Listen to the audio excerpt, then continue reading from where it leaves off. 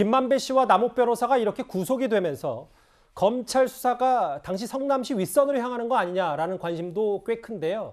여기에는 뭐 최측근 정진상 부실장이나 더 나아가서는 이재명 후보도 포함될 가능성이 크다라는 시각도 있습니다. 화면을 만나보겠습니다. 그분이 이재명 지사가 아니라는 말씀이 좀 바뀌신 것 같은. 아닙니다. 바뀐 게 아니고 오해들 하신 거고 저는 그렇게 말씀드린 적 없습니다. 배임 관련해서 이재명 후보 지침 따랐을 뿐이라는 입장 어떻게 생각하시나요? 이제 그분은 뭐 최선의 행정을 하신 거고 저희는 그분의 행정 지침이나 이런 걸 보고 한 거기 때문에 그분은 그분 나름대로 최선을 다하신 거고 행정을 저희는 시가 내놓은 정책에 따라서 공모에 진행한 것이라고 생각합니다.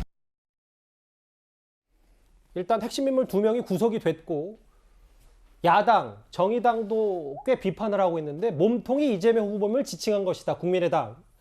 검찰 수사는 당연히 이재명에게 향해야 된다는 게 윤 전 총장. 근데 정의당조차 떳떳하면 특별검사 소용해라라고 얘기를 하고 있거든요.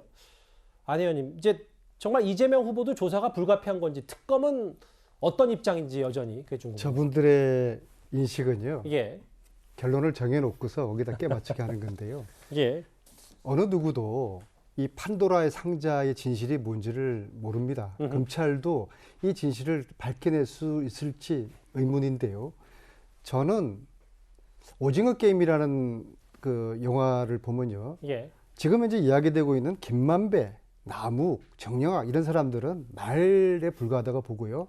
프론트맨 역할을 한 사람은 저는 각상도 의원일 거라고 보고 있고요. 가장 앞에 선 사람이 국민의힘 곽상도 의원일 그 다음에 VIP가 있을 거라고 봅니다. 이 VIP를 향한 수사가 이 수사의 본질이가 보는데 예. 말대로 수사하는 거에 관심을 집중하면은 프론트맨과 VIP를 잡지를 못하겠죠.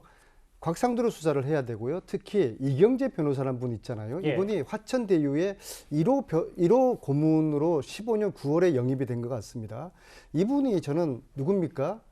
정윤회와 최순실의 변호사거든요. 예. 그 당시에는 국정농단이 아주 농익을 쓸 때 무렵인데 누가 이경재 변호사를 화천대유 고문으로 추천했을까? 왜?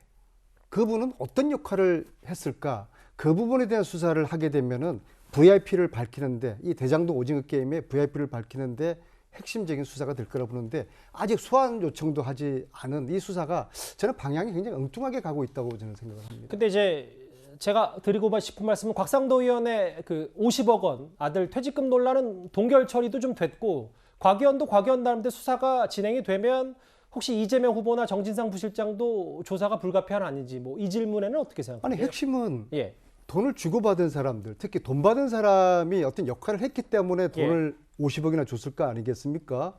곽상도 아들한테 50억을 줬지는 않았을 테고 곽상도가 어떤 역할을 했기 때문에 주었을 텐데 곽상도 의원이요? 이 역할에 예. 대한 수사가 아직도 이루어지지 않고 있다는 게 알겠습니다. 도저히 납득되지 않고 아까 말씀드렸듯이 이경재 변호사, 정윤회 최순실의 변호사, 이경재 변호사가 화천대유 고문에 들어간 이유와 누가 추천했는지에 대해서 이것을 밝히는 수사가 빨리 이루어져야 될 것입니다. 예. 아니 그래서 지금 검사 18명 가지고 수사하는데요. 아니 검사 한 7, 80명 투입해야 된다니까요. 예. 아니 그래서 곽상도 잘못 있으면 구속을 시키든지 빨리 사법 처리해야 되고 이경재 변호사 잘못 있으면 빨리 수사를 해서 범법 혐의 있으면 빨리 사법 처리해야 된다니까요. 그리고 정진상, 유동규 왜 통화했는지 그리고 이 누가 봐도 이 불합리한 이 지금 수익을 화천대유에 몰아주고 있는 이 구조를 이 유동규 혼자 했는지 예. 아니면 정진상 이재명 같이 했는지 이런 부분 밝혀내야 된다니까요. 왜 검찰은 그렇게 적은 인력 가지고 지금 수사를 더디게 하고 있습니다. 알겠습니다. 핵심 인물들 이경재 변호사는 어떻게 생각해요? 이경재 변호사는. 아니 그러니까 수사해야 된다니까요. 그렇죠? 예, 형님 말씀대로 수사해야 돼요. 형님. 빨리 불러서 수사하세요, 검찰. 가끔 이렇게 오바를 하세요. 예. 여기서 형님이라고. 새로운 사실을 알겠네 형님이시군요. 예. 저보다 훨씬 형님 같은데요. 알겠습니다. 저보다 많이 어립니다. 주제 안민석 의원님 이제 보내드릴 차례인데요. 그런데 안 의원님이 나오신 날 공교롭게도 이 질문 안 하고 넘어갈 수는 없어서 제가 직접 이 질문 여쭤보고 마무리를 하겠습니다. 오늘 일부 보도를 보니까 안민석 의원님과 남욱 변호사의 관계에 대해서 여러 의혹 제기, 뭐 안 의원님이 결혼식을 갔느니 혹은 뭐 보좌관 중에 한 분이 비서 중에 한 분이 남욱 변호사의 처남이니 뭐 이런 얘기가 있는데 여기서 시원하게 해명 한번 하고 예. 가실까요? 그 해명할 기회를 주셔서 대단히 감사하고요.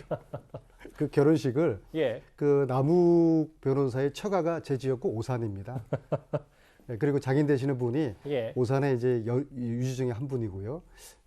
보도를 보니까 2007년에 그 결혼식이 있었더라고요. 그래. 근데 제가 초재선 때는 주말이면은 결혼식 쫓아다니느라고 토요일, 일요일 다 보냈습니다. 예.